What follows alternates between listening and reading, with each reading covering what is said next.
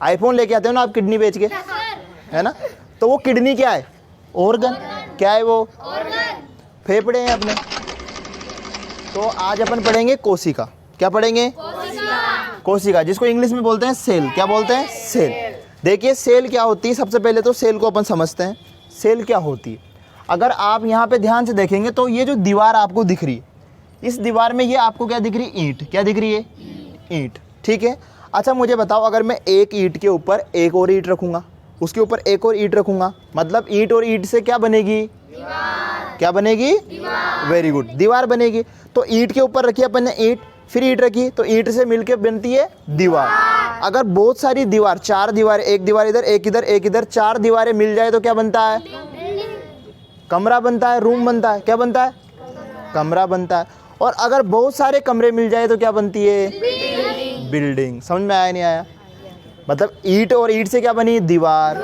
दीवार से दीवार मिल जाएगी तो कमरा, और कमरे से कमरा मिल गया तो बिल्डिंग। क्लियर है? तो ऐसे ही आप देखिए बेटा कोशिका क्या होती है। अगर सेल की अपन बात करें, ठीक है, तो जो सेल है कोशिका, अगर एक कोशिका है और अगर ऐसी बहुत सारी कोशिकाएं मिल जाए तो क्या बनाएगी? उत्तक। क्या बनाएगी? उत्तक। क्या बनाएगी? और अगर बहुत सारे उत्तक मिल जाए तो क्या बनेगा?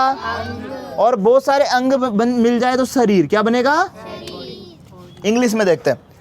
अगर एक सेल है, सिंगल सेल, अगर बहुत सारी सेल्स मिल गई तो क्या बनाएगी? टिश्यू। क्या बनाएगी? टिश्यू।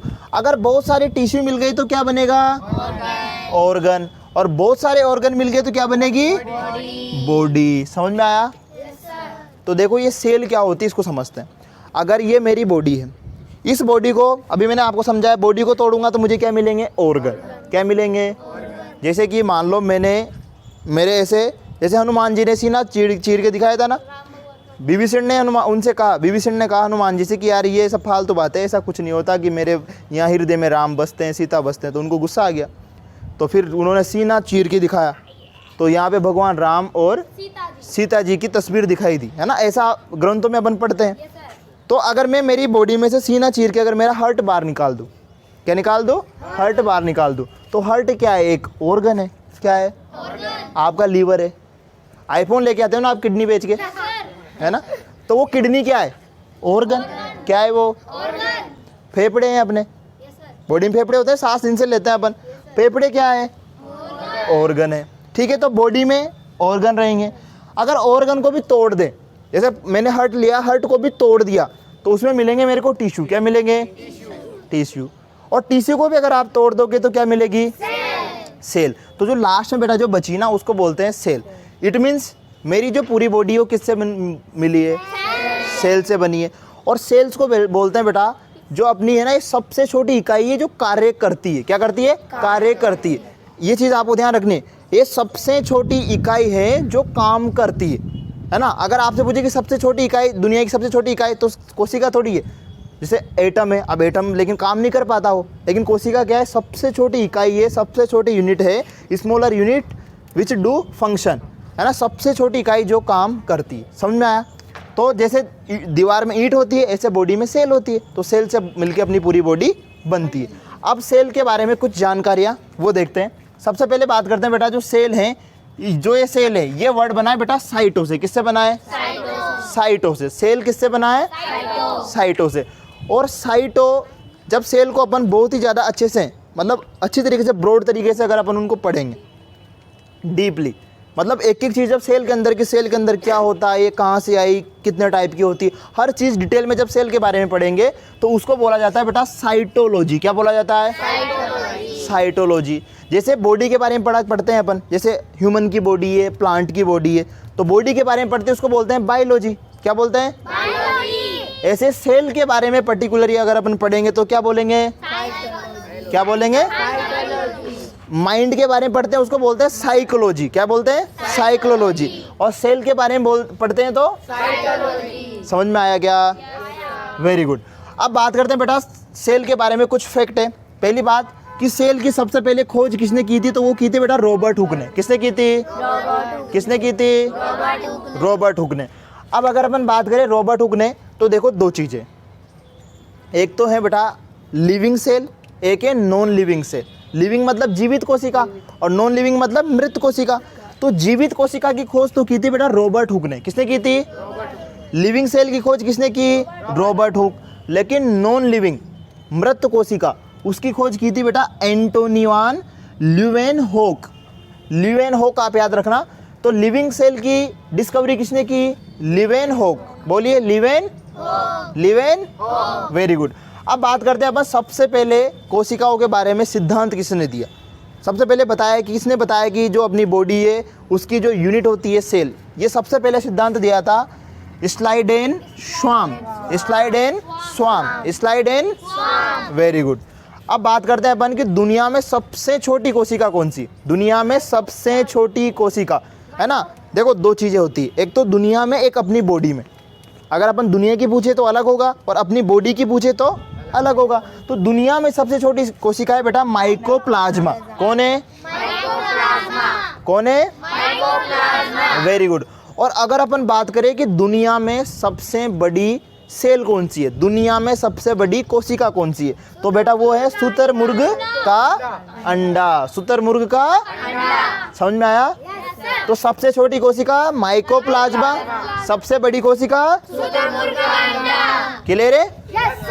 अब बात करते हैं बेटा, ये तो हो गया दुनिया की बात हो रही है। अब बात करते हैं अपनी बॉडी की बात, ठीक है। अगर आपसे पूछे कि मानव में सबसे छोटी कोशिका स्पर्म, मानव में सबसे बड़ी कोशिका अंडाणु, सबसे बड़ी कोशिका ये फीमेल में होता है और ये मेल में होता है। क्लियर है? अब बात करते हैं मानव में सबसे लंबी कोशिका, है ना, ये तो बड़ी की बात हो रही है। अब किसकी बात होगी? लंबी कोशिका। तो मानव में सबसे लंबी कोशिका होता है बेटा न्यूरॉन। कौन होती है? न्यूरॉन होती है। अब देखो ये न्यूरॉन क्या होती है, अपना जो ब्रेन है, ब्रेन के अंदर जो कोशिकाएं होती है ना, इनको बोलते हैं न्यूरॉन। क्या बोलते हैं? न्यूरॉन। अब जो ये न्यूरॉन है ये बेटा विभाजित रहित होती है। विभाजित रहित का मतलब जो आगे जाके टुकड़ों में नहीं टूटे। जैसे मान लीजिए विभाजित का मतलब है कि जैसे अमीबा है, अमीबा टूट के दो अमीबा बन जाता है, बनते नहीं बनते? तो एक मर भी गया तो एक बचेगा। लेकिन ये जो न्यूरॉन है विभाजित रहित होती है, मतलब एक बार अगर आपके न्यूरॉन टूट गई, कहीं से फट गई, तो वो रिकवर नहीं होगी वापस। इसलिए आपसे पुलिस बोलती है कि हेलमेट लगाओ, एक बार भेजे में चोट लग गई, एक बार सिर फूट गया तो फिर कुछ नहीं पे डायरेक्ट कोमा में जाओगे। समझ में आया नहीं आया आपको? इसलिए अपने माइंड में कौन सी सेल्स होती है? न्यूरॉन। और न्यूरॉन एक बार अगर एक बार चोटिल हो गई, एक बार न्यूरॉन टूट गई या उसको चोट लग गई, तो वो रिकवर नहीं होती है क्योंकि वो विभाजित रहित है। समझ में आया आपको? अब बात करते हैं जो जल्दी से रिकवर होती है, तेज विभाजन वाली जो जल्दी से रिकवर हो जाएगी, तो वो है बेटा लीवर। कौन सी है? लीवर। अगर आपके लीवर में चोट भी लग गई ना तो कोई दिक्कत वाली बात नहीं, ये वापस से रिकवर हो जाती है, वापस से ये सही हो जाती है, विभाजित हो जाती है। मतलब वापस देखो एक सेल मरी तो उसकी जगह दूसरी एक सेल टूट के दो सेल बना ली। जैसे मान लो ये दो सेल है, अब इसमें एक चोटिल हो गया, एक मर गया, तो यही वापस से दो सेल बना लेगी। ये मर गया तो फिर ये दो सेल बना लेगी, तो ये वापस से रिकवर हो जाती है। इसलिए इसको अगर आपसे पूछे कि तेज विभाजित वाली कौन सी है? लीवर। और सबसे कम विभाजित वाली? न्यूरॉन। इसलिए हमेशा हेलमेट पहन के चलना चाहिए, सिर को हमेशा चोट से बचाना चाहिए, ये आपको बताया जाता है, ठीक है। अब बात करते हैं अपन, देखिए तो सेल लगभग पूरी हो गई। एक बार क्विक रिवीजन कर लेते हैं। जो सेल है उसका जो अध्ययन है उसको क्या बोलते हैं? साइटोलॉजी। सेल की जो लिविंग सेल है उसकी खोज किसने की? Robert Hooke. ये मृत था, है ना, नॉन लिविंग। और लिविंग का किसने? ल्यूवेनहोक। सिद्धांत किसने दिया? स्लाइडेन स्वाम। सबसे छोटी माइकोप्लाज्मा, सबसे बड़ी शुतुरमुर्ग का अंडा, इंसान में सबसे छोटी स्पर्म, इंसान में सबसे बड़ी अंडाणु, और मानव में सबसे लंबी न्यूरॉन, विभाजित रहित न्यूरॉन, तेज विभाजन वाली लीवर। क्लियर है? तो आज अपन ने सेल के बारे में बेसिक नॉलेज ले ली है। अब कल अपन पढ़ेंगे कि सेल होती क्या है, इसमें क्या क्या चीज़ें अंदर होती है, सेल का स्ट्रक्चर क्या होता है, ठीक है। अगर आपको वीडियो अच्छी लगी तो इसे लाइक कर दीजिए और ऐसी अमेजिंग वीडियोज़ के लिए हमारे चैनल को सब्सक्राइब कीजिए। फिर मिलते हैं अगली वीडियो में, तब तक के लिए जय हिंद।